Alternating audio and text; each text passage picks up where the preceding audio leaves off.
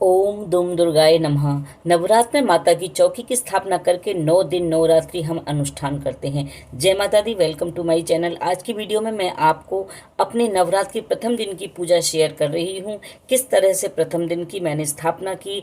आप भी मेरी तरह माता की चौकी की स्थापना करके अपनी नवरात्रि सफल बना सकते हैं। चौकी की स्थापना की विधि वैसे तो बहुत ही जटिल है, लेकिन हम पूरा फोकस अगर माता की चौकी लगाने में, सजाने में रखेंगे तो पूजा में पूरा ध्यान नहीं लग पाता है और हमारे अनुष्ठान अधूरे रह जाते हैं। इसलिए बहुत ही साधारण तरीके से मैं स्थापना करती हूँ। बहुत ही सरल सहज तरीका है मेरा। मैंने चौकी अलग से नहीं लगाई है, मंदिर में ही मैं पूजा करती हूँ। अपने घर के मंदिर को साफ करके लाल कपड़ा बिछाया है, साफ स्वच्छ बिना उपयोग में लाया हुआ एकदम कोरा कपड़ा।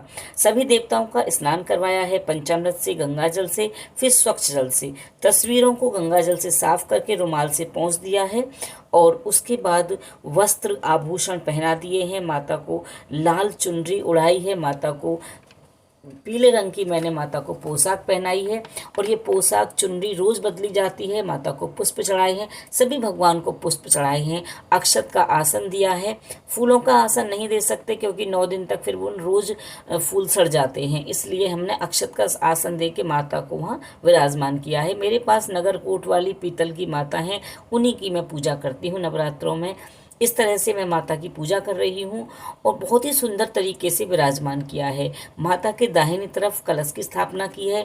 ज्वारे के पात्र के ऊपर ही कलश की स्थापना कर दी है। कलश, ज्वारे बोना, सभी वीडियो मेरे चैनल पर अपलोड हैं। लिंक मैं डिस्क्रिप्शन बॉक्स में डाल दूंगी, आप वहाँ से आपको मिल जाएंगे। आपके मंदिर में अगर जगह कम है तो आप साइड में कोई छोटी चौकी जैसे जिसे हम पटला कहते हैं वो लगा सकते हैं, या डायरेक्ट जमीन को साफ करके उस पर भी आप खेतरी बो सकते हैं और उसके ऊपर अपना कलश की स्थापना कर सकते हैं। किसी भी चौकी या जमीन को साफ करके आप अष्टदल कमल बना करके कर सकते हैं। मैंने अष्टदल कमल बनाया है, जहाँ जो बोए हैं इसी के नीचे आप लाइट लगाकर, तोरण लगाकर अपने मंदिर को सुंदर सजा सकते हैं।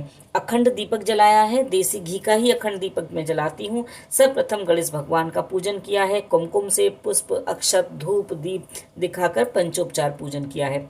इसी तरह से मंदिर में जितने भी भगवान जी हैं सबका स्नान कराकर सबका पूजन कर दिया है। भोग अर्पित किया है।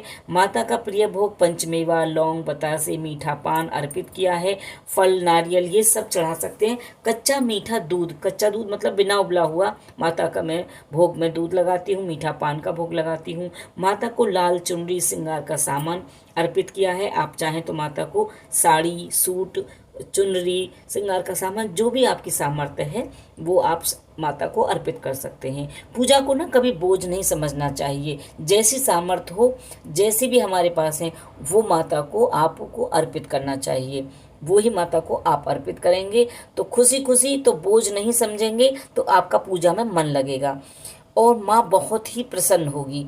कभी भी माँ इस चीज़ से प्रसन्न नहीं होती है कि आप बहुत सारे तामझाम करें। माँ आपके भाव से प्रसन्न होती है। इसीलिए माता ने अकबर का छत्र भी ठुकरा दिया था, क्योंकि अहम के साथ, पाखंड और दिखावे के साथ हमें भी कुछ भी माता को अर्पित नहीं करना चाहिए। अगर कुछ नहीं है तो सिर्फ आप लौंग और बतासे का माँ को भोग लगाइए। इस तरह से माँ खुश होती है। दीपक में 2 लौंग अवश्य डालना चाहिए, कभी भी भूलना नहीं चाहिए कि दीपक जो भी अखंड दीपक हो या प्रतिदिन का जो दीपक हो उसमें 2 लौंग अवश्य डालनी चाहिए। घर की सुख समृद्धि के लिए धूप जलानी चाहिए। घर में जो भी, अगर आपको धुआं से दिक्कत होती है ना, तो आप माता के आगे धूप घुमा के फिर आप ना तुलसा जी के गमले में लगा सकते हैं। अपने मुख्य द्वार पर भी एक दीपक जलाना चाहिए। अग्यारी करनी चाहिए। गाय के जो शुद्ध गाय का उपला होता है ना, गोबर आज का कंडा जो बाजार में मिलता है, उस पर आप लौंग, बतासे, गूगल, इलायची, जायफल अर्पित करें। फिर आप अपनी मति अनुसार कोई जो भी आपने मंत्र ले रखा है उससे आप माता का हवन करें, आप सामग्री चढ़ाएं। छोटा सा हवन कर सकते हैं, कोई मंत्र ले सकते हैं जो भी आपके पास आता हो, आपके पास मंत्र हो। दुर्गा चालीसा, दुर्गा सप्तशती, स्तुति, ये सब पाठ करें। सिद्ध कुंजिका स्तोत्र का पाठ करें, नवाण मंत्र का करें, काली स्तोत्र पढ़ें। जो भी आपके पास पुस्तकें हैं आप वो पढ़ सकते हैं। अगर आपके पास देवी भागवत है तो आप देवी भागवत करें, नहीं तो आप दुर्गा सप्तशती का प्रतिदिन पाठ करें। दुर्गा सप्तशती का 9 दिन में पाठ कैसे करना है उसकी वीडियो भी चैनल पर अपलोड है। तो आप माता के ना हर दिन हर स्वरूप का जो मंत्र होता है ना, जैसे शैलपुत्री माता का, ब्रह्मचारिणी का, तो अलग अलग स्वरूप के अलग अलग मंत्र होते हैं, तो वो मंत्र का भी आप जाप कर सकते हैं। नहीं तो आप कुछ ना करें, जय माँ जय माँ, जय माता दी, जय माता दी, जय माँ जय माँ, अपनी इस तरह से मन में रटते रहें। आप कामकाजी हैं, समय नहीं है, तो इस तरह से भी ना आप माता की पूजा कर सकते हैं। इस तरह जब आप प्रथम दिन की स्थापना पूजा कर लेंगे, आरती के बाद भोग प्रसाद को तुरंत हटा लेना चाहिए, ज़्यादा देर तक नहीं रखना चाहिए, नहीं तो आसुरी शक्ति प्रबल होती हैं। प्रतिदिन की संध्या काल और प्रातःकाल की पूजा देखने के लिए आप हमें फेसबुक और इंस्टाग्राम पर फॉलो कर सकते हैं। कमेंट्स बॉक्स में जय माता दी अवश्य लिखिएगा। नवरात्रों में हवन कैसे करते हैं, संध्या काल की पूजा आरती कैसे करते हैं, वीडियो बहुत जल्द आपको मिलेगा। बने रहिए मेरे चैनल पर। माता रानी की कृपा आप सबको मिले, आपकी पूजा सफल हो नवरात्रों की। इसी के साथ जय माता दी।